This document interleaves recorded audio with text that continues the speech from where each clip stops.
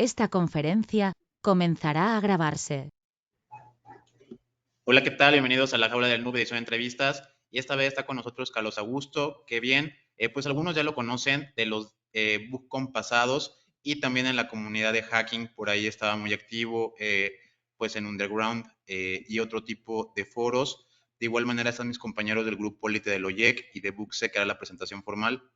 Hola, ¿qué tal? Soy de Booksec y el día de hoy tenemos de invitado especial a Carlos Lozano, que es un consultor en seguridad informática enfocado principalmente a seguridad en aplicaciones DevSecOps, actualmente responsable de las operaciones de Global CyberSec y parte del equipo de organización del evento BookCon. En verdad es un honor tenerte en esta nueva entrevista, Carlos. Bienvenido y gracias a nuestro patrocinador Hack by Security podrán obtener un 10% de descuento en su nueva plataforma de formación en todos sus cursos con el código JAULA10. En verdad, no se lo pueden perder. Osinteros y osinteras, gracias a nuestro patrocinador Cyber Hunter Academy, con el código La Jaula OSINT podrán obtener un 10% de descuento en el curso de OSINT para principiantes. No pueden perdérselo. Bien, Carlos, pues nos gustaría preguntarte antes que nada, ¿desde qué edad surge esta inquietud por la informática y por qué decidiste, sobre todo, dedicarte a la parte de ciberseguridad o hacking ético?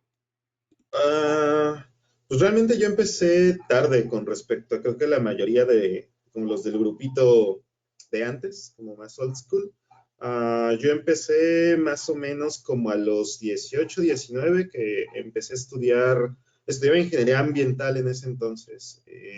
Y de repente simplemente llevábamos programación, pero programación en MATLAB, porque era como más para cosas de química y cosas de ese estilo, y de repente me paré, dejé mi computadora desbloqueada y alguien mandó un correo, y pues yo quería borrar ese correo, entonces me puse a buscar, recuerdo que había foros como Pre-Hackers, Ispabyte, me metí sobre todo a muchos foros que eran españoles buscando cómo entrar a un correo electrónico, por ahí encontré por primera vez Brutus AE, a partir de eso simplemente fue un ataque por diccionario, saqué el password y entré, y ya de ahí en adelante, pues me gustó, sobre todo empecé como que en las cositas que todo el mundo le llamaban la atención, ¿no? Entrar a cuentas, no había Active Directory ahí en la escuela, pero pues todo estaba en red, con grupos allí compartidos, un montón de cosas, entonces pues empezaba a hacer un montón de cosas para robar información, por ahí de repente te encontrabas exámenes, cosas así, en algún momento pues obviamente llegué a lo que todo el mundo quería hacer de cambiarse las calificaciones,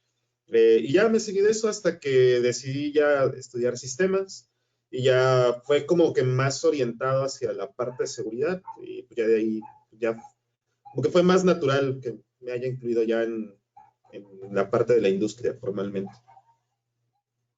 Súper bien. ¿Podrías platicarnos sobre lo que haces actualmente, en qué estás trabajando y demás? Pues es una empresa de consultoría. Curiosamente, la mayoría de los servicios bases son servicios como más defensivos de la parte de SOC, monitoreo y respuesta a incidentes, forense, servicios gestionados, cosas que yo nunca he hecho. Y aparte hay servicios de consultoría, red teaming, cosas de ese estilo. Sin embargo, pues al final lo que yo creo que al menos en México deja mucho más dinero son la parte de los servicios continuos, que son lo que ofrecen los SOC, porque es lo que le puedes cobrar a un cliente de forma anual, multianual y demás, sobre todo en México, que los clientes más relevantes, pues es gobierno o bancos, son los que mejor te pagan. Pero pues ya con el tiempo, pues vas medio entendiendo al menos la idea de qué es lo que hace cada uno para poder armar las diferentes arquitecturas. Hago un poco de labor de venta, la verdad es que no me agrada mucho. Relacionarnos con partners, fabricantes, cosas así, ofrecer las propuestas.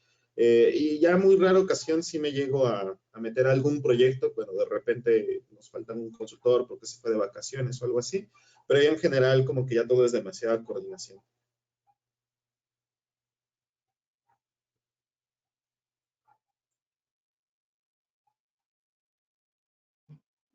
Me habías dicho que estabas más orientado a AppSec.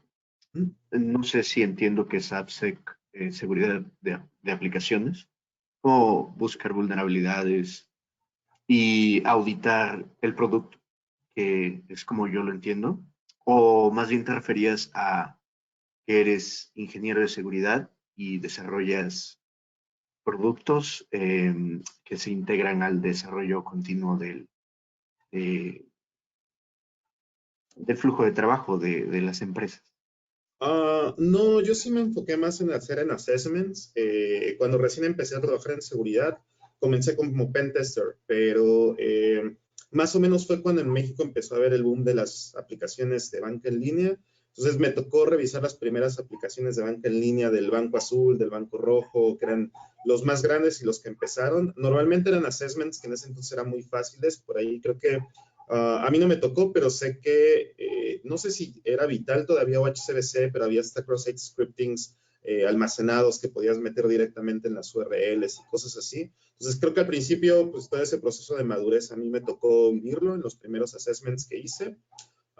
De ahí empecé a hacer algo de revisión de aplicaciones móviles, pero todavía no eran Android ni iOS, todavía eran aplicaciones, por ejemplo, para Symbian S60, Symbian S80, algunas aplicaciones que en realidad eran aplicaciones web y lo único que hacían era que eran responsivas y te las mostraba en un dispositivo más pequeño.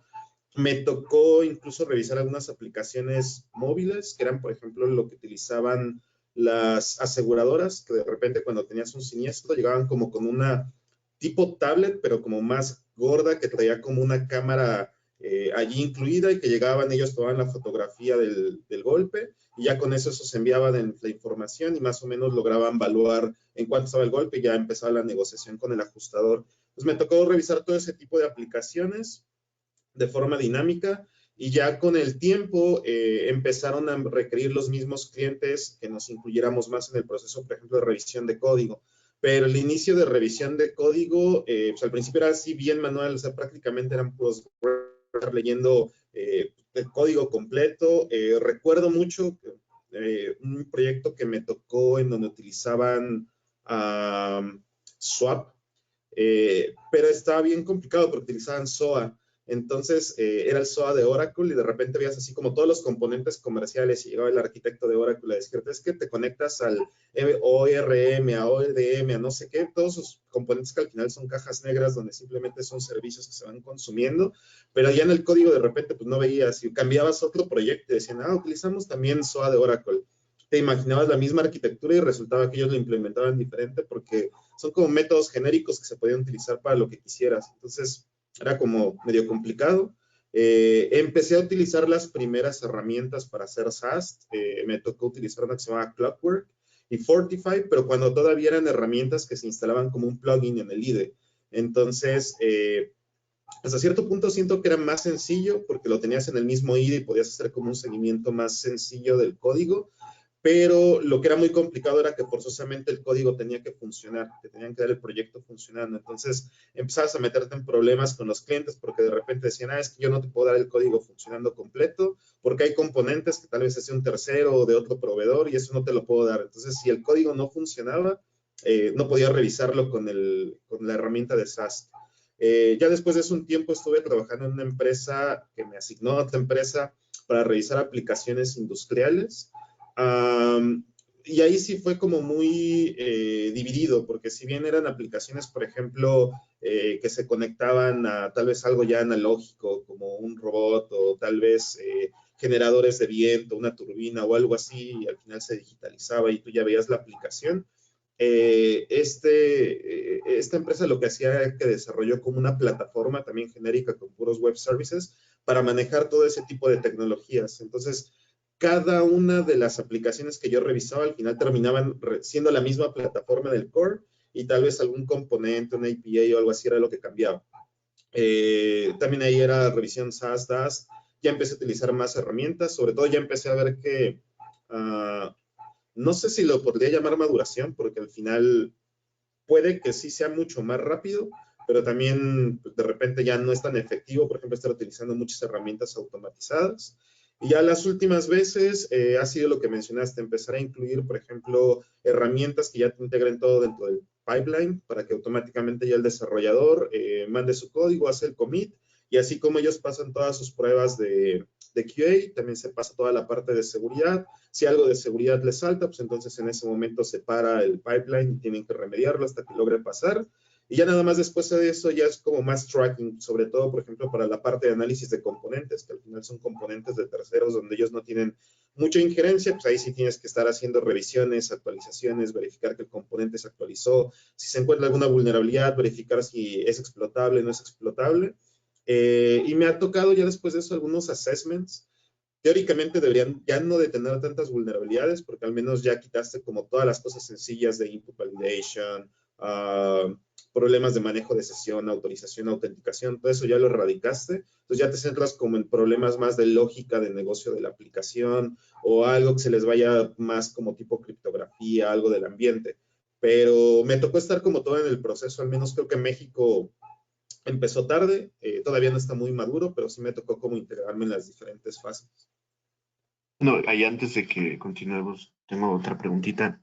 ¿Crees que esto de los flujos de integración continuo y los productos que se integran al producto del cliente son el futuro del mercado en México o tal vez todavía quede segmentado el mercado entre aquellos que revisan las aplicaciones de forma manual y también los flujos integrados? La pregunta más bien es, ¿dónde crees que se está inclinando más la tendencia?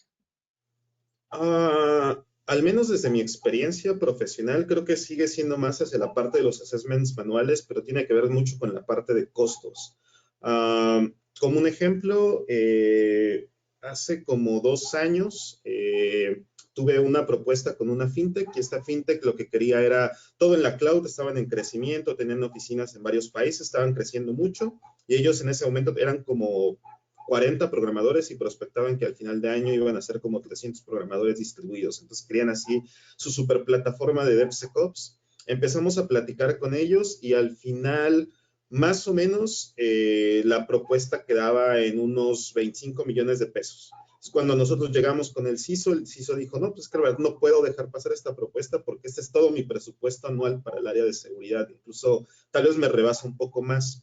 Entonces, a partir de eso empezamos a hacer como ciertas disminuciones al alcance, a las capacidades y demás, quedó algo, no sé, como 12 millones de pesos, y aún así seguía siendo un presupuesto muy alto para una fintech que quería automatizar todo. Entonces, algo que me he dado cuenta es, a las fintechs realmente, bueno, no, a las empresas en México les está costando mucho el poder financiar este tipo de plataformas porque al final sí son muy caras. Si te vas, por ejemplo, al mercado americano, es súper chistoso como de repente, mientras aquí el vendedor o el representante del fabricante te hace el cabildeo y la negociación como de 2, 3 meses para que al final te saque el sí, te hicieron rebaja tras rebaja, y te estuvieron haciendo llamadas y demás. En Estados Unidos normalmente te hacen la demo, inmediatamente el comerciante dice, bueno, ¿y cuáles son los siguientes pasos? Y no sé, a la siguiente semana ya estás firmando. Realmente son como muy puntuales y hay presupuestos mucho mayores. Aquí les cuesta mucho y creo que eso inclina a que se sigan haciendo más assessments manuales. No creo que sea lo más apropiado porque al final muchas de esas vulnerabilidades que ahorita te comenté que encuentras con esas herramientas automatizadas te van a aparecer en el assessment manual y probablemente el consultor se va a pasar más tiempo explotando un cross-site scripting, un SQL injection que pudo haberse remediado antes. Y me ha tocado muchos clientes que de repente terminan el reporte y ellos piensan que van a salir en limpio y de repente se dan cuenta que tienen que hacer mucho retrabajo y hasta tienen que atrasar productos y pues obviamente eso también impacta de forma económica. Yo creo que lo que hace falta en México sería alguna empresa que empiece a ofrecer ese tipo de servicios as a service. De hecho, por ahí yo inicié, ahí en el trabajo iniciamos una iniciativa en donde lo ofreciéramos bajo demanda y de repente el cliente fuese, pues me envías tu código fuente y lo que tú vas a pagar nada más es el escaneo de tu código fuente. Si tú haces, por ejemplo, un sprint de una semana, pues vas a pagar uno semanalmente, entonces son 4, ya no pagas toda la licencia completa con ciertas restricciones, porque obviamente los usuarios ya no entrarían a las plataformas, eso te reduce más el tipo de licenciamiento y demás, puedes integrarlo todo a una plataforma de Vulnerability Management, darle acceso al cliente a eso y que tenga sus reportes, sus métricas y demás. Creo que eso podría ayudar, pero creo que los clientes todavía no están como lo suficientemente maduros en México como para poder empezar a integrarse a eso. Les falta bastante pensar en automatización, en realmente hacer un correcto QA. Me ha tocado ver muchas empresas que dicen, es que nosotros tenemos un área de QA Y cuando ves el área de QA, su área de QA es más como QA, pero de la interfaz, que los botones se vean bien, que no se modifica la interfaz cuando giras la pantalla o cosas así, pero realmente llevar, por ejemplo, Test Driven Development y que realmente hagan sus pruebas y demás, no he visto que realmente funcione. Creo que en eso les falta mucho a los desarrolladores. Bien, para quedarme un poco en el tema que tiene que ver con el cloud computing y DevOps y todo eso, me gustaría que nos platicaras en tu experiencia cómo ha sido ver esto, si es que se reducen las vulnerabilidades o que existen más. Las personas están pensando que el utilizar microservicios o utilizar Kubernetes, Docker y todo esto, realmente al como ser un vamos a llamarle sistema de binarios de Linux más compacto o más hardenizado, que no tiene vulnerabilidades, pero ¿cuál ha sido tu experiencia? O sea, también quizá comentar que pues puede haber un Kubernetes mal configurado, un Docker mal configurado y también pueden resultar igual de vulnerables que una infraestructura programada. Y también un poco de los lenguajes de programación, o sea, simplemente a espectro general, ¿cómo ves el cloud computing? O sea, ¿está más lleno de agujeros o sí se está reduciendo la brecha de ciberseguridad? Yo creo que sí se reduce, pero por la misma arquitectura del cloud en general. O sea, en vez de tener tu servidor Linux, que normalmente tenían todos los servicios expuestos, pues de repente por el hecho de estar utilizando simplemente un contenedor, pues nada, tienes expuesto tal vez donde está tu aplicación o tu servicio. Y en general yo creo que eso les ayuda a que se asegure demasiado. Prácticamente yo creo que si tú agarras una instancia de cualquier nube, la que tú quieras, y empiezas a utilizarla, por defecto ya viene segura. Yo creo que el problema ya va precisamente cuando te empiezas a desplegar tus servicios. Vulnerabilidades como las sencillas probablemente no van a pasar porque tienes un load balancer o tienes un WAF también ahí en la nube o algo así, y como que te libras de toda esa parte. Pero vulnerabilidades, por ejemplo, de lógica de negocio o algo así, creo que es muy complicado que las logren entender y monitorear sobre todo.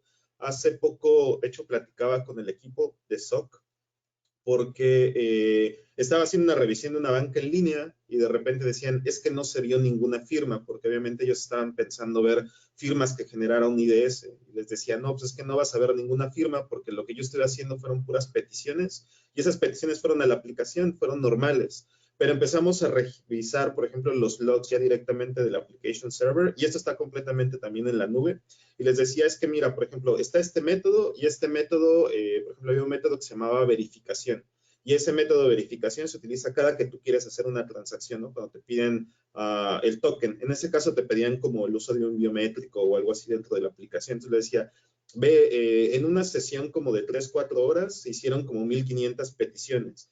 Entonces, inmediatamente sabes que algo raro está pasando porque no sería normal que un usuario hiciera 1500 peticiones de su comprobación para hacer transacciones. Quiere decir que hizo 1500 transacciones. Eso en cualquier lugar sería como incongruente. Entonces, inmediatamente sabes que eso debería de ser un indicador de que algo malo está pasando. O de repente, por ejemplo, le decía, por muy, no sé, aunque sea quincena y estés ahí dándole F5 a tu banca en línea para ver si ya te pagaron, sería increíble que de repente tuvieras unos 100 logueos a tu banca en línea en un mismo día. Sería algo extraño. Y aunque son peticiones que frente a un IDS, a un WAF, probablemente sean válidas, ya cuando empiezas a hacer ese análisis, como que te das cuenta de no, esto no puede ser como muy válido.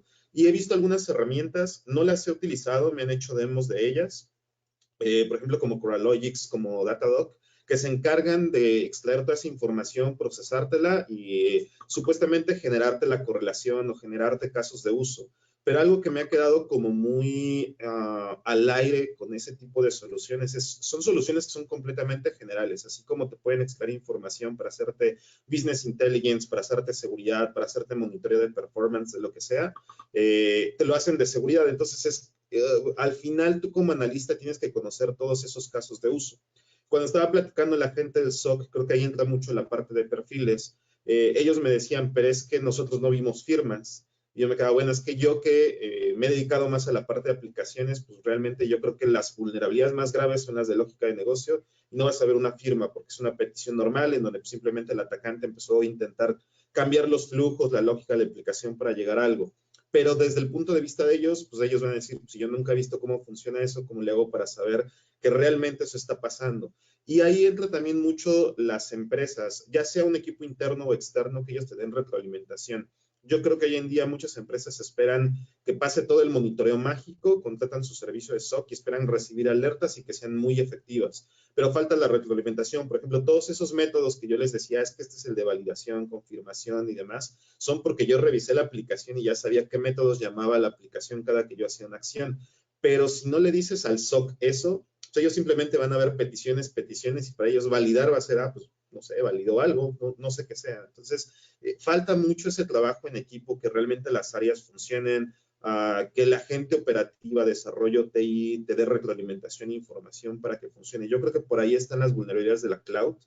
No me ha tocado ver muchas cosas graves en ambientes de cloud. Cuando veo es más bien cuando son ambientes híbridos que de repente confían mucho en que la cloud, por ejemplo, va a hacer validación de entradas o cosas así. No sucede y se refleja en alguna otra plataforma que ya era legacy y de repente se recibió los datos y tronó por alguna razón. En una ocasión me tocó con una cloud, no es de las tres principales, pero con una cloud en donde supuestamente era un servicio de base de datos manejado como instancias y mediante unas peticiones medio raras se podía ver los datos de otro cliente y curiosamente ellos inmediatamente agarraron y dijeron, no, ¿sabes qué? Esto no es una vulnerabilidad, lo bajaron al low hasta que el cliente los amenazó con cancelarles el contrato y entonces ya lo empezaron a manejar como un incidente, eso sí estaba bastante grave. Y lo demás ha sido, como dijiste, algunos errores en cuanto a configuración que de repente te permiten sacar información, tal vez alguna IP interna, pero algo realmente crítico, salvo ese detalle de esa cloud, no he visto tanto. Creo que en general sí les ayuda mucho a cerrar brechas, pero ahí ya también te vas hacia otra parte. Yo creo que el costo sí llega a ser, al menos ahorita, un poquito más alto por la misma inexperiencia de las empresas cuando empiezan a migrar a cloud, de repente les venden así un montón de cosas que tal vez no necesitaban, o tal vez como ellos no saben que hay algunos servicios que podrían manejar ellos de una forma diferente, incluso con scripts o algo así, de repente les insertan así un montón de servicios que no necesitan. Hace poco, de hecho me pasó con una cloud, tampoco es como de las más utilizadas, que ellos estaban manejando imágenes con Cloud 2. Y ellos decían, no, lo que pasa es que si quieres que nos alineemos a los controles del SIS, tendremos que ponerte una imagen de Cloud 2 más segura y eso te cuesta más caro. Y mientras el arquitecto estaba diciendo eso, yo decía, o sea, me estás diciendo que me vas a vender un servicio a propósito inseguro para que yo te compre el servicio que sí es seguro, cuando al final pues es un Cloud 2, ¿no? Se puede montar y ya. Creo que ahí son malas prácticas de venta, pero en general, yo creo que sí, cloud ha reducido el riesgo. No por las razones que debiera, pero en general el ambiente cloud creo que sí es más seguro. ¿Podrías platicarnos sobre cómo fueron los inicios de BugCon? Sí, pues realmente hace mucho tiempo antes de BugCon, como 2002, 2003, 2004, había un evento que se llama GCon, que organizaba Nahual, Enrique Sánchez. Yo fui al último, me gustó mucho. De hecho, más o menos fue cuando yo empecé en seguridad. Y después de eso ya no lo organizó. Creo que por ahí era una empresa la que los patrocinaba. Y siempre es complicado organizar un evento técnico porque pues, obviamente no genera ganancias. Y los patrocinadores son un poco más reservados en participar. Pero pues, después de eso ya no hubo un evento. Creo que todavía intentaron organizar algo parecido. Hubo un evento que se llama WebSec, que organizaba Víctor Chapela, organizó una sola edición y él también dijo lo mismo, gastamos un montón y de repente nos llegaron 20 personas y pues, no salió el evento a pesar de que trajeron buenos ponentes. Entonces a partir de eso, antes estábamos en un grupito que se llamaba RTM, de los grupos que antes existían de seguridad y eso, y se nos fue la idea de organizarlo por primera vez. Y el primero fue muy ad hoc, así de manden sus papers, prácticamente todos los ponentes pusieron su dinero para ir ese día al evento, presentaron, fue bastante gente, yo creo que esa vez fueron como unas 200 personas, que yo creo que es bastante para un evento de seguridad en ese entonces que no había tanta difusión, y pues estuvo bien, la verdad. Y ahí en adelante le seguimos, pues ya somos más, normalmente siempre va cambiando de la gente, creo que yo he sido el único que se ha quedado ahí, pero ya ahorita ya está un poquito más sólido.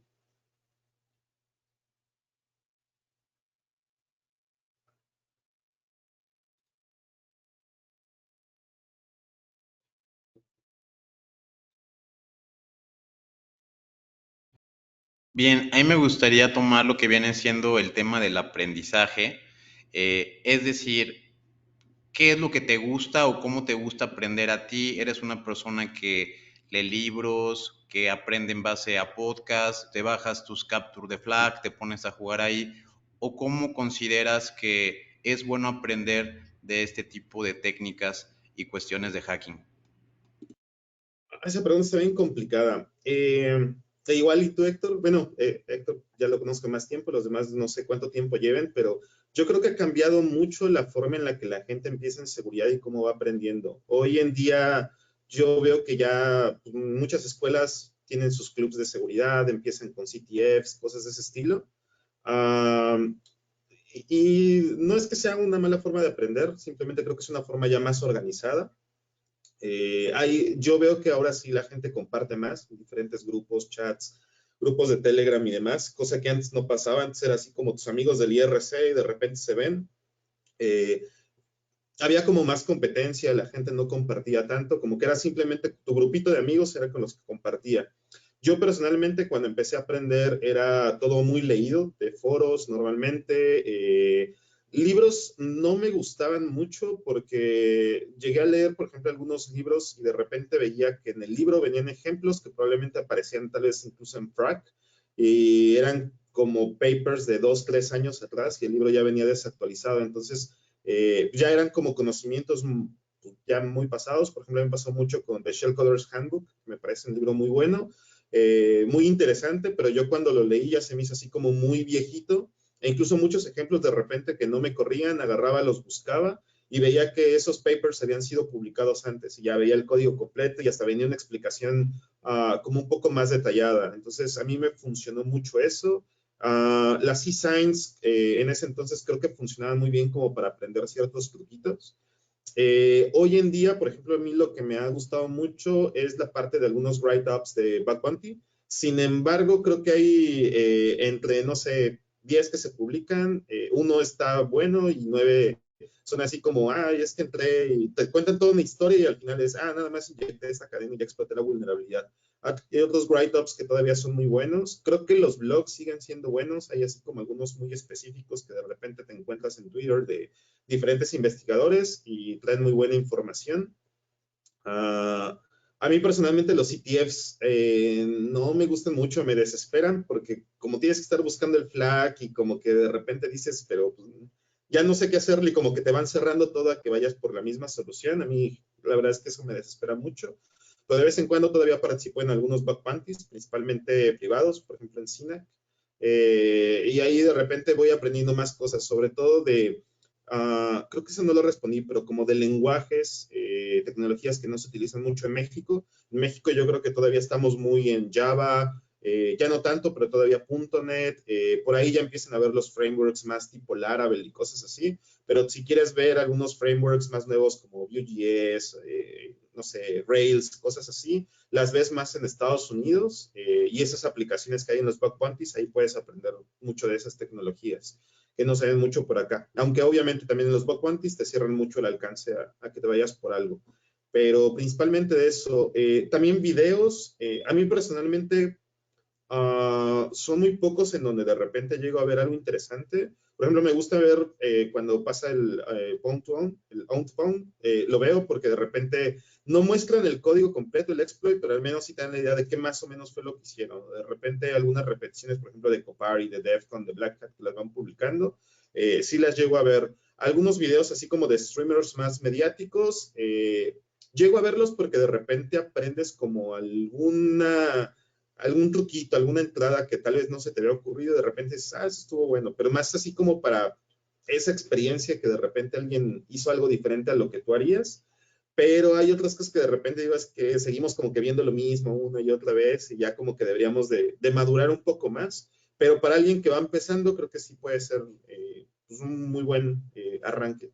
Yo creo que ahí ya depende de si a alguien le gusta de verdad, pues va a seguirse aprendiendo de ahí en adelante y yo creo que cuando te gusta algo ya no te cuesta tanto trabajo, como que simplemente vas aprendiendo y lo vas digiriendo muy fácil. Quería retomar un poquito sobre el punto en el que tocaste las vulnerabilidades de lógica de negocio. ¿Cómo se automatiza eso? Porque hay una manera, ¿no?, de establecer ciertas reglas que son reglas de negocio que no deberían estar sucediendo, como por ejemplo que una banca loguee 2000 veces al día. Pero creo que la industria del software avanza mucho más rápido de lo que avanza la industria de la seguridad. Entonces, ¿cómo desarrollas reglas o criterios para establecer indicadores de reglas de negocio que están cambiando constantemente o de microservicios que pues, están cambiando, desarrollándose o generándose de forma constante? ¿Crees que hay alguna manera de integrar esto al flujo de trabajo que sea más automatizable, que en vez de solo estar escribiendo reglas o indicadores de compromiso? Sí, bueno, he visto tecnologías que lo hacen, en específico he visto Dynatrace, pero sé que hay otras herramientas de IAS que se dedican a hacer eso. Yo como nada más he estado de la parte de los assessments, más o menos me imagino que lo que van haciendo esos motores es ir aprendiendo de ciertos métodos, como van generando, me imagino que como la inteligencia de cada cuánto los estás llamando o la serie en que vas llamando los diferentes métodos o cosas así para poder establecer esas reglas y poder determinar si algo puede ser un indicador o no. Pero cuando estás haciendo un assessment, pues realmente no te das cuenta de eso hasta que vas haciéndolo. Entonces, tal vez no es, no sé, no es como un proceso, no sé, como bien establecido. Pero, por ejemplo, cuando vas revisando, de repente ves, este método se envió. Y de repente vas viendo, este método, no sé, un método que te esté refrescando la sesión. Este método lo que te está haciendo es simplemente verificar que tu sesión esté abierta. Es como que lo puedes omitir. Si de repente ves un método, por ejemplo, que cada que te logueas, agarras, le pones la huella y de repente aparece, entonces este método lo que está haciendo es validarlo. Y te vas como que intentando meter en la lógica de cuándo sí debería de aplicarse o cuándo no. Si cada vez que desbloqueas tu teléfono y pones el dedo, se envía ese método, pues entonces dices, sí tiene sentido. Pero si de repente, no sé, envías una transferencia o simplemente entras a otra sección y te lo pide varias veces, ya es así como es algo extraño porque se supone que yo nada más debería de meterlo una vez. O al contrario, si no te aparece es ¿por qué no me está apareciendo? Porque en muchas ocasiones sí me ha tocado que de repente algunas aplicaciones guardan información dentro del dispositivo y de repente en algún request, de repente ves, no sé, un hash o algo y ahí va el password o algo así. Y lo que hicieron fue que lo almacenaban y de repente lo mandaban. Y ahí debería de ser, no, pues esto aquí debería de haber entrado con el biométrico o algo así y enviar esa petición y llamar a este método para validarlo. Entonces, así como un proceso bien definido, la verdad no lo sé. Sé que desde el punto de vista defensivo, pues está el IAS y ellos sí hacen como todo ese tipo de cosas para generar esos indicadores, pero a mí no me ha tocado manejarlo. Me ha tocado utilizar uno que se llama AccuSensor, que viene dentro de Acunetics y NetSparker, y hace más o menos lo mismo, pero es así como instalar un agente dentro de tu aplicación, agarras, ejecutas el escaneo, y ese agente lo que va enviando es retroalimentación de lo que va capturando en el application server y se lo envía al escáner. Entonces, supone que el escáner es así como más efectivo porque sabe dónde están tus entry points, qué métodos están utilizando, si de repente encuentra algún método que desde el navegador no se ve, pues él agarra y te dice, prueba este método, cosas de ese estilo. Pero no sé, tampoco creo que sean tan efectivos todavía. Tal vez Dynatrace y eso sí, pero al menos, por ejemplo, AccuSensor, yo creo que todavía esos no son tan efectivos en esa parte. Claro, lo entiendo. De hecho, eh, algunas plataformas antibots lo que hacen pues es como correr inteligencia artificial y correr un montón de huellas que son legítimas y identificar las ilegítimas a partir pues de comportamientos que son de un usuario normal. Y a partir de ahí yo creo que puedes pues quizás granjear un poco, entrenar la IA para determinar cuál es un comportamiento normal y levantar algún indicador de compromiso. Más o menos eso, a eso me refería. Sí, no me ha tocado esa parte. BugCon se ha convertido en uno de los eventos más importantes de ciberseguridad en México. ¿Cuál es tu sentir al lograr esto? Ah, pues se siente bien. Algo que nos dimos cuenta que está medio chistoso es que creo que Bafcan, las personas que lo conocen son como ya gente de 30 para arriba. Eso nos dimos cuenta hace poco porque de repente nos metíamos a grupos de CTFs para regalar entradas, cosas así, y nadie conocía el evento, o lo habían escuchado como por ahí, pero pues no sabían realmente qué bien, a qué se refería. Entonces, creo que está bueno, pero algo que sí comentamos internamente en el staff es como tenemos que empezar también a buscar llegar como a esos nuevos grupos, porque realmente ellos ahorita están en más cosas como Hack the Box, sus meetups y cosas de ese estilo. Entonces, ya no estamos llegando a eso y al final esa gente también puede aportar ciertas cosas. Por ejemplo, en la competencia de Bug Bounty, este año sí ha habido más gente registrada, pero en el anterior se sufrió bastante porque poníamos un montón de anuncios y de repente no llegaron muchos. Eh, entonces, sobre todo mucho pues, se compara siempre con Argentina, ¿no? Que en Argentina llegan cientos de personas y aquí en México pues esperas 10, 15 personas y de repente no llega mucha gente, ¿qué se puede hacer? Entonces yo creo que al final pues, es un evento, no creo que sea pues, el más grande, pero creo que es un evento que ya se ha mantenido. Y la idea es que se siga manteniendo como esa imagen de comunidad. Es difícil mantenerla, por ejemplo, ahora que ya he empezado a ver un poco más de patrocinios, de repente me dicen, es que tal conferencia la aceptan porque obviamente era del patrocinador o cosas así, pues no realmente si hay como una revisión. Aún así hay muchos problemas en cuanto, por ejemplo, de repente traer gente de otros países. Ahorita, por ejemplo, nos llegaron algunos papers que eran de Europa y nos salía, era curioso porque nos llegaban papers de Europa y nos llegaban papers de Estados Unidos. Y uno diría, no, pues sale más barato traerte un ponente de Estados Unidos. Y cuando hacíamos la comparativa por el costo que ahorita tiene el euro, te salía más barato traerte a alguien de Europa que traer a alguien de Estados Unidos. Será bien curioso. Y pues quieran no, pues también eso tiene que implicar a veces la decisión de a quién invitas o a quién invitas, porque pues, al final tienes que costear eso.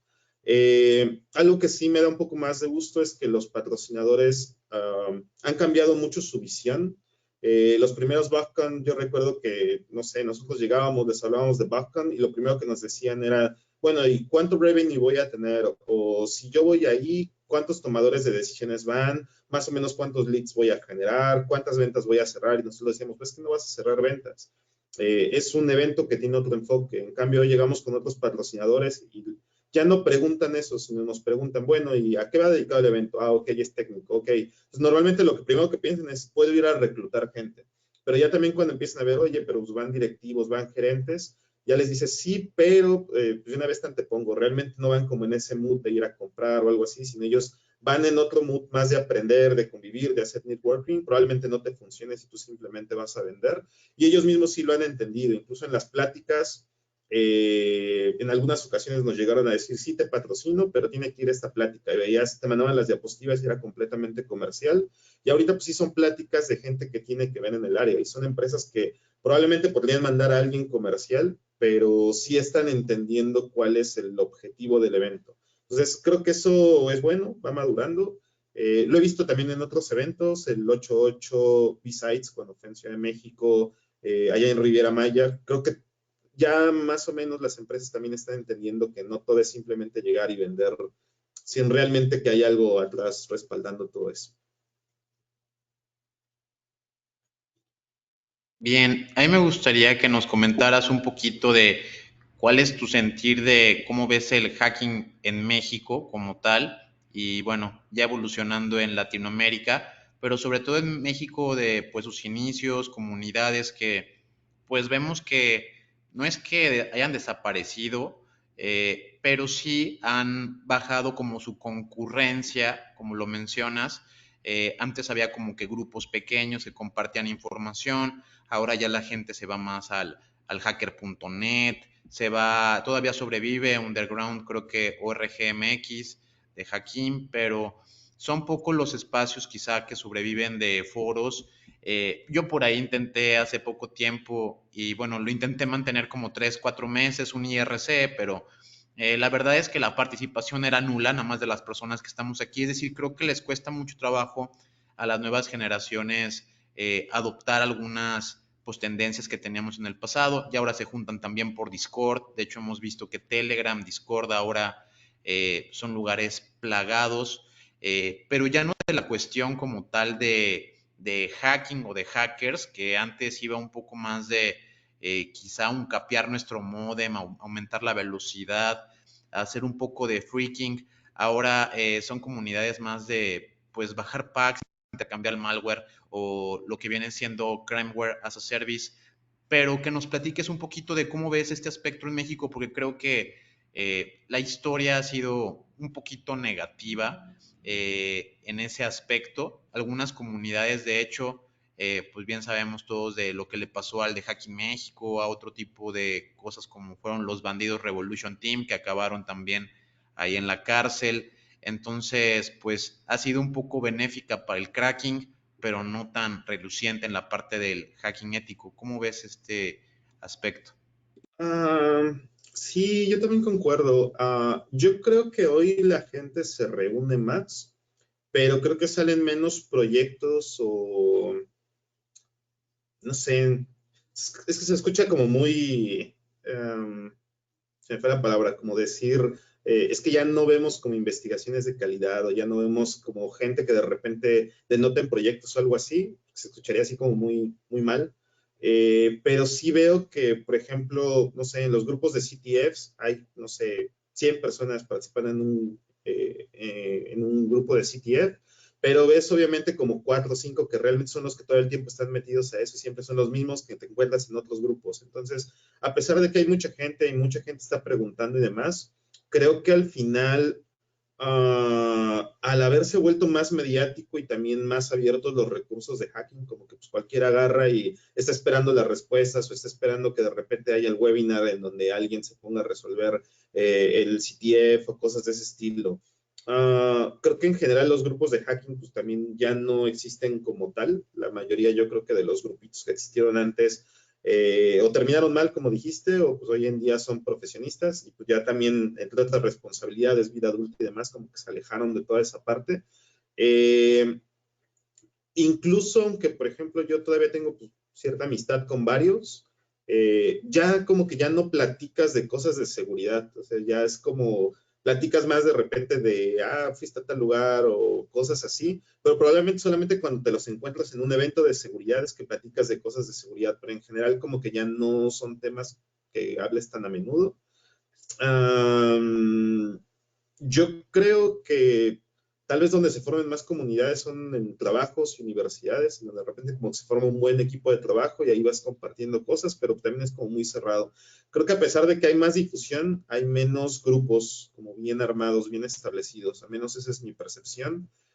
Yo, por ejemplo, acá en Mexicali intenté armar un capítulo de OWASP y nunca llegó gente. Eh, Literal nos reuníamos en un café y casi era de no se preocupen, yo pago todo con tal de que pues, nos reunamos, platicamos de cosas. Y las primeras 2 reuniones llegó gente porque las universidades aquí locales sí tienen materias de seguridad. Les enseñan algo de seguridad en redes, cosas de ISO 27001, compliance y demás. De repente llegaban porque pues, obviamente les decía, es que vamos a ver cómo vamos a hackear aplicaciones y eso siempre sigue motivando a la gente. Pero ya después de 2, 3 veces ya no regresaban porque realmente no era algo que les motivase. Eso también me parece interesante. Yo creo que en las universidades hoy en día hay muchas opciones para aprender. Ya hay más materias con más sentido común de lo que es la seguridad. Ya se ven las maestrías creo que están muy bien armadas. He visto en la Universidad de Nuevo León, en ESIME Culhuacán, creo que hace sentido su plan de estudios. Pero curiosamente creo que la gente ya lo ve más bien como una opción profesional más, así como antes veían desarrollo o algo así, más que, es que yo quiero aprender esto y simplemente veo a la formación profesional como algo para poder llegar a lo que yo ya quería antes, ¿no?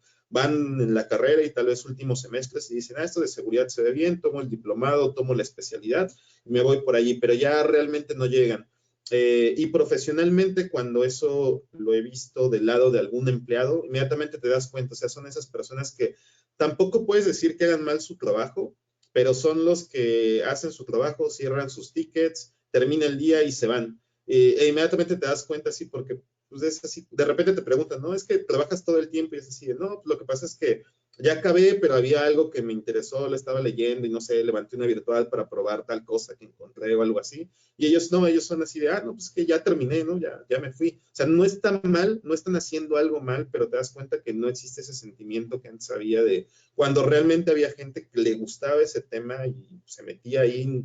Y no era una cuestión de tiempo, de remuneración económica o de estudios, sino simplemente te gustaba y estabas en eso por todo lo demás, como todo lo demás giraba alrededor, ¿no? En mi caso, por ejemplo, yo me interesó la seguridad antes de estudiar sistemas, entonces cuando estudié sistemas, mis optativas, las materias que realmente me interesaban y demás, estaban girando alrededor de seguridad, no, e incluso terminé la carrera y ni siquiera sabía que en México había empresas de seguridad, no fue algo que tuviera en algún momento en la mente, simplemente se dio. Pero creo que esas cosas sí se han perdido. Sinceramente yo no sabía que todavía existía el foro de Hakim. Yo pensé que ya también había muerto, porque la mayoría de los foros, la realidad es que han muerto. Sí he visto muchos foros de Discord, pero la verdad es que es imposible seguirlos. Yo estoy registrado a varios y de repente nada más veo las notificaciones, pero es imposible poder, más aparte los juntas con el del trabajo, ya tienes Slack, tienes Teams, tienes WhatsApp y más aparte todas le sumas un Discord, así se me hace como que imposible.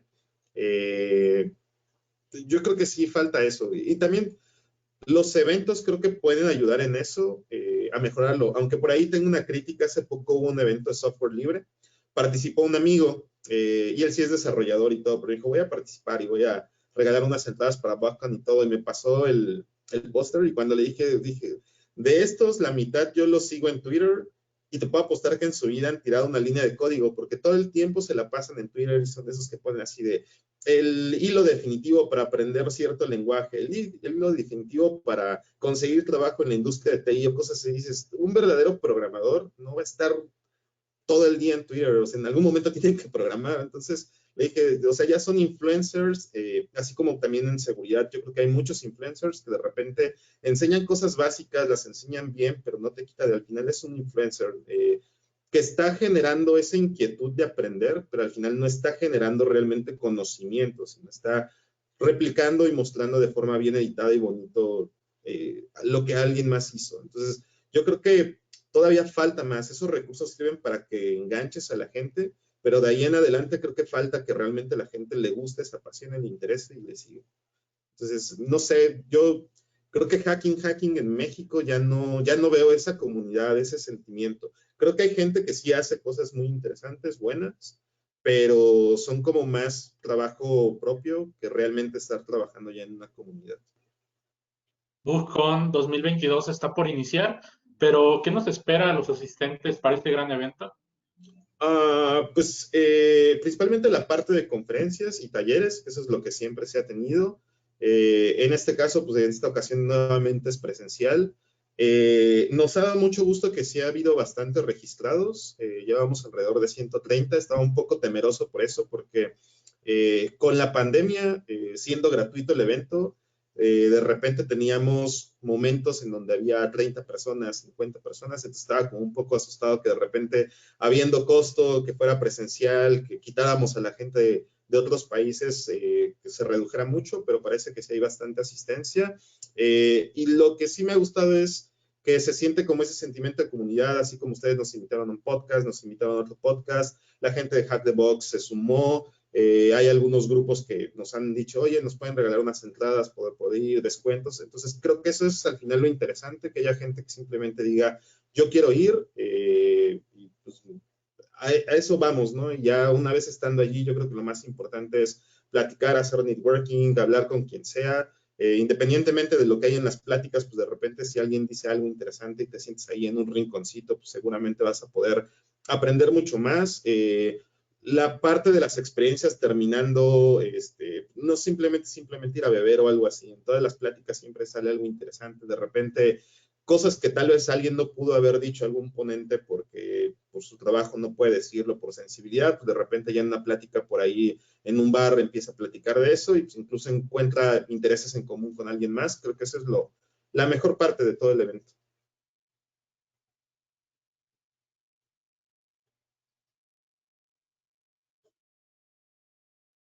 ¿Has estado en eventos anglosajones? ¿Qué diferencias hay entre eh, los eventos latinos y los eventos anglosajones? Nada más he estado en Estados Unidos, en DEF CON y en el RSA. El RSA sí es completamente corporativo, muy de ir pasando realmente por la zona de vendors y que tienen todas las demostraciones posibles y demás. Hay algunas pláticas que están interesantes, por ejemplo, en las villas que ellos también organizan. Yo creo que ahí aprendes mucho. También estuve en un B-Sides, de hecho, San Francisco. Los que son eventos de hacking, sí hay mucha diferencia con los de México. Creo que definitivamente son mucho más técnicos, mucho más avanzados. Tiene que ver mucho porque obviamente como son eventos de mucho más renombre, al menos sobre todo DEF CON, el ponente no quiere arriesgar a presentar su presentación o su investigación en un evento chiquito en donde obviamente va a salir el video o algo así, sino que se esperan a que sea en DEF CON. Ya una vez que lo presentó en DEF CON, entonces sí lo empieza a presentar en otros. Entonces, obviamente eso lo hace más interesante, se lucen más. El nivel técnico de los asistentes pues, es muy alto, entonces pues, también empieza a haber mucha más retroalimentación, más interacción con la gente. Entonces creo que eso es muy bueno. También te llegas a encontrar algunas pláticas que no son buenas, que de repente dices, ¿cómo fue que lo aceptaron? Pero también es complicado estar revisando papers. Yo ahorita en BotCon ya no me toca esa parte, pero en algunas ocasiones sí de repente nos enviaban y era así de, es que no sé si sí o si no, y le pides detalles y como que es complicado que logres tener realmente una perspectiva de si realmente la plática es buena o no, o el ponente o algo así.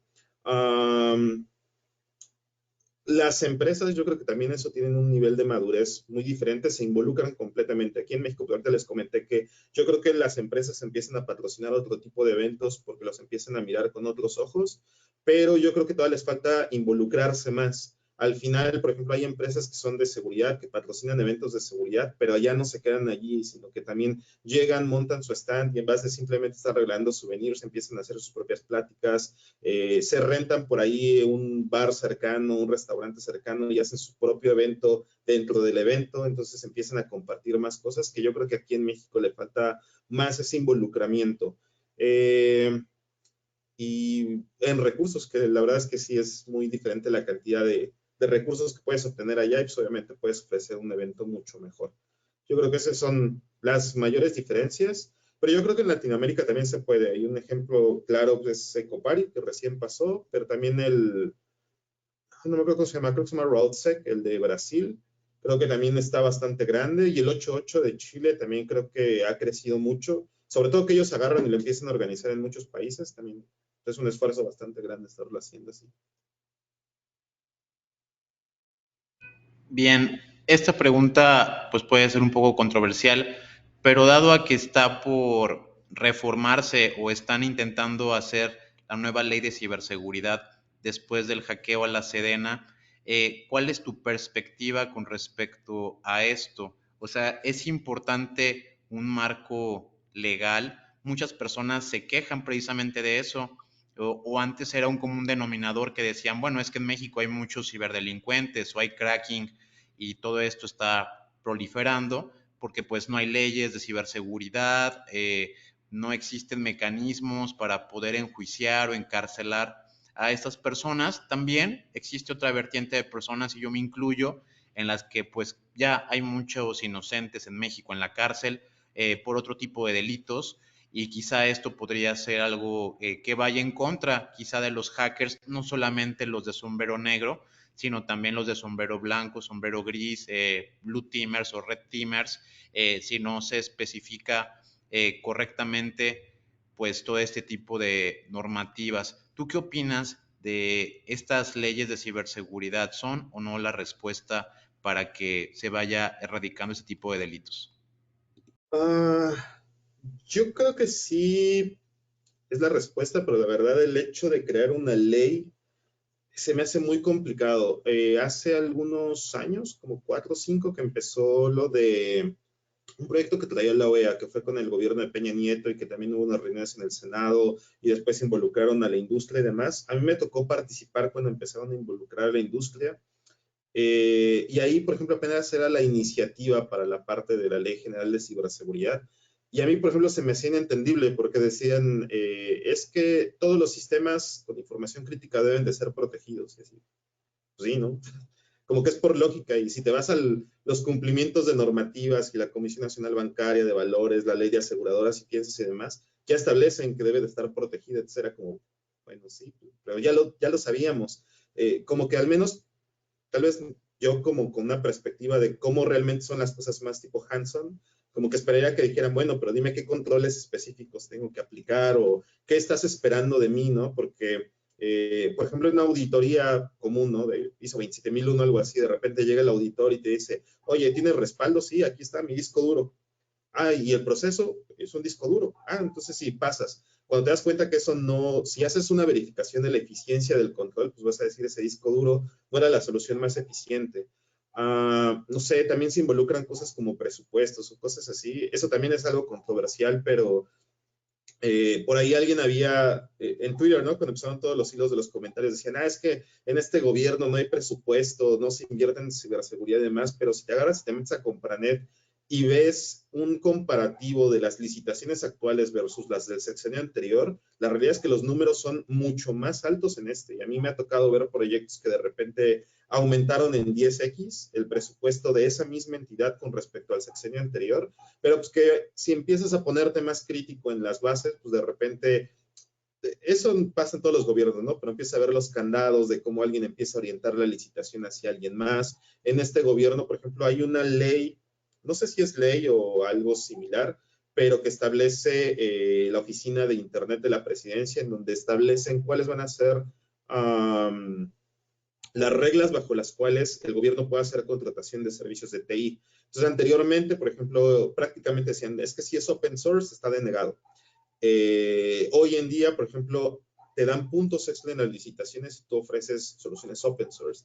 Y esto es porque hay muchas empresas que de repente no sabes ni de dónde salieron, que llegan y te dicen, es que este PFSINS te funciona mejor que todos los fabricantes que son comerciales, y se quedan así de, oye, pero es que no cumple con esto y esto y esto. Ah, pero mira, es que ya en la licitación gané puntos porque este es open source. Y aparte soy una pyme y entonces eso también me da más puntos. Entonces, no sé, o sea, entre malos manejos, corrupción, desconocimiento, es todo el mundo. Yo no me atrevería mucho a opinar porque al final no tengo, por ejemplo, los conocimientos de la base legal como para saber realmente qué se está buscando, pero hay cosas en donde sí puedo ver que no hay sentido. Por ejemplo, ahora que decían es que la Guardia Nacional se va a encargar de la seguridad y es porque ellos tienen el CERT-MX que se quedaron de la Policía Federal. Pues sí, pero cuando hablas de un CERT, realmente, ¿cuál es el alcance de ese CERT? No es como que el CERT se vaya a poder a monitorear todas las redes del país, de todos los ISPs para hacer el monitoreo y decirte qué está pasando. Y si la gente que ha ido al CERT-MX o cualquier otro CERT, se va a dar cuenta que es un equipo pequeño que obviamente no va a poder monitorear lo de lo demás. Entonces, por ejemplo, había una parte de la regulación de las fintechs que a mí se me hizo muy interesante, en donde ponían, a ver, las fintechs pueden contratar a la empresa que quieran para que les haga sus servicios de seguridad, pero estas empresas tienen que cumplir con este perfil por ley y te ponían cierto tipo de experiencia, que la empresa realmente está enfocada a seguridad, que su persona legal realmente establezca dentro de los criterios de la acta notarial que se dedican a servicios de consultoría, TI y demás. Entonces dices, bueno, esto realmente desde un marco legal me está asegurando que no puedo ir y contratar a cualquier empresa y que me venga a ofrecer un servicio de seguridad, sino que tiene que ser un perfil específico. En las licitaciones, el uso de de certificaciones también es bastante controversial, pero yo creo que cuando vas a ciegas a contratar a un proveedor, pues sí te puede dar una idea de, ok, espero que un proveedor me pueda ofrecer 1, 2, 3 OSCPs que tengan experiencia en esto. De repente eso es lo que utilizan como candados para hacer malos manejos, pero de entrada creo que sí te ayuda a filtrar un poco quién te va a ofrecer el servicio y a lograr perfilar realmente a quién está ofreciendo.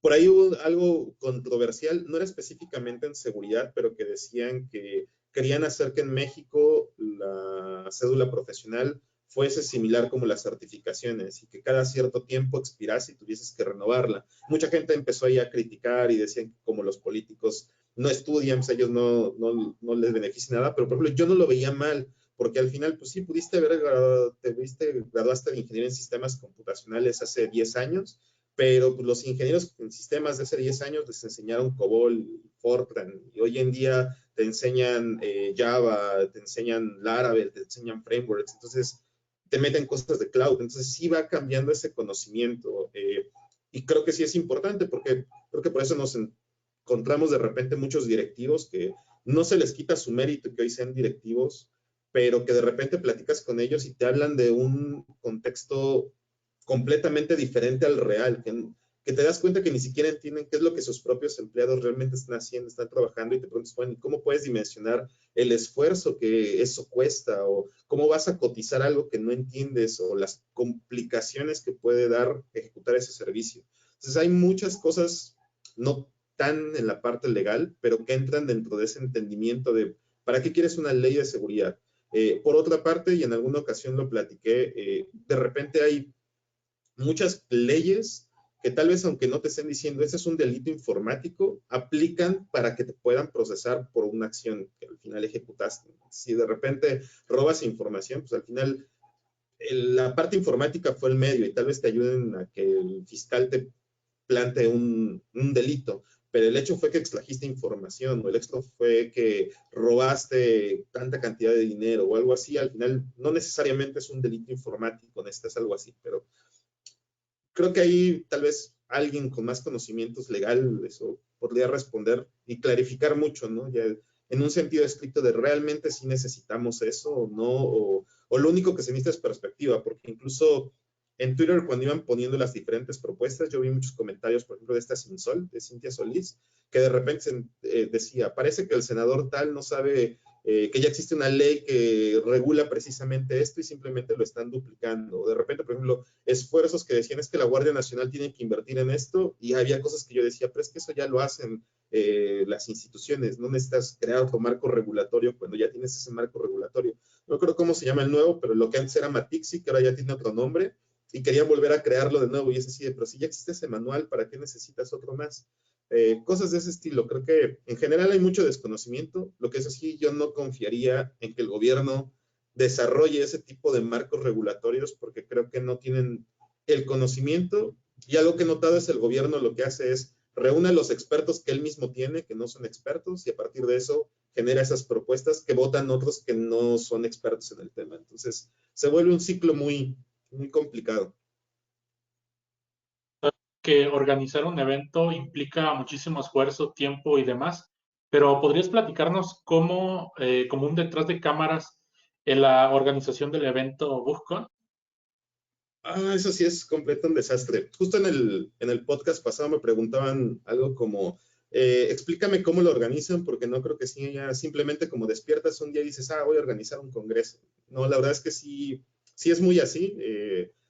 Por el mismo hecho de que no buscamos un beneficio o algo así, probablemente no tenemos así como una ruta de, sí hay que buscar patrocinadores y tú te divides a esto o algo así, sino es simplemente de, hay que hacer esto, ¿quién lo puede hacer? Ya, se los dejamos, todo es como muy de voluntarios.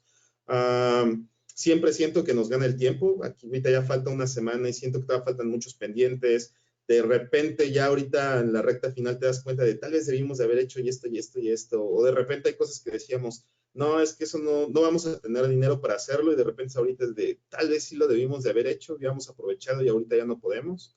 Es muy complicado, muy desorganizado, sinceramente. Muchas ocasiones siempre les pedimos mucha comprensión porque hay muchas cosas que se nos van, pero pues al final creo que también eso es algo de lo que justamente denota BugCon, es un asunto de comunidad, voluntariado, en donde las personas que lo organizan es porque de repente dijeron, a mí me gustó y quiero participar, y no es como algo que tal vez sea como planeado de empresa, bien armado, que de repente digas, es que vamos por tal objetivo económico, o es porque lo vamos a utilizar para, no sé, de aquí lanzar una empresa y ofrecer servicios o algo así. No, es algo completamente independiente para todos, y eso es lo que también lo vuelve como más de comunidad y más abierto para la gente. En verdad, ha sido una entrevista demasiado interesante, Carlos. Muchísimas gracias por tu tiempo y por tus respuestas. No, al contrario, muchas gracias a ustedes. Pues muchas gracias, Carlos, en verdad un gusto tenerte por aquí. No sin antes recordar que, pues en verdad, yo hace muchos años fui a uno de los primeros BugCon, la pasé muy bien, te encuentras personalidades que pues están en la industria, que toman en serio sus investigaciones, para nada son novatos o gente experimental ahí tratando de hacerla. En verdad, pues también hay hackers y hay talento nacional, y creo que el Bucon es un lugar sin duda para que puedan aprenderlo. Así que ya lo saben, ahí en casita los que están escuchando, la siguiente semana pues pueden ir al evento. El sitio oficial es bucon.org para que por ahí puedan entrar y comprar sus tickets. Muchas gracias a todos. Esto fue La Jaula del Noob.